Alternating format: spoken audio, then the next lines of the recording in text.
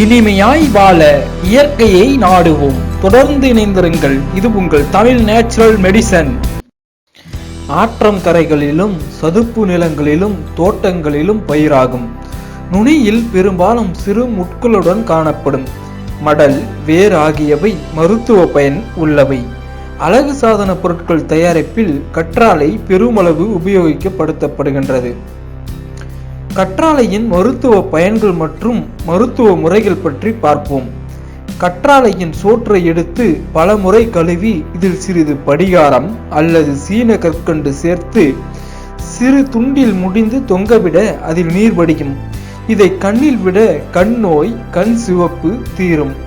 இதன் சாறு வெப்பத்தை தணிக்கும். இந்த சாற்றுடன் வெண்ணெய், கற்கண்டு, வால்மிளகுத்தூள் சேர்த்துண்ண நீர் சுருக்கு, உடலரிப்பு நீங்கும். கற்றாழையை உலர்த்தி முறைப்படி பொடியாக செய்து உண்ண இளமையாக 100 ஆண்டு வாழலாம்.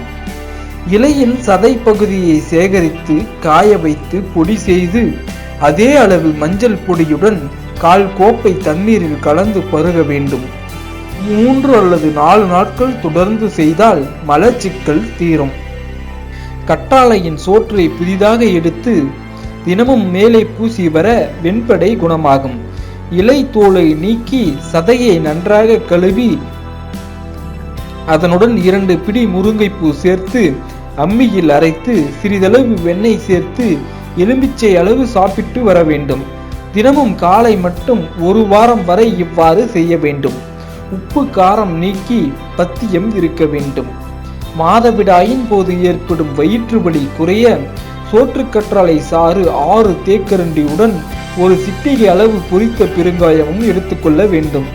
இந்த இரண்டையும் தேவையான அளவு பனை வெல்லத்துடன் சேர்த்து நன்றாக இடித்து வைத்துக் கொள்ள வேண்டும். 1/2 கிராம் அளவிற்கு தினமும் 2 வேளை சாப்பிட்டு வெந்நீர் குடிக்க வேண்டும்.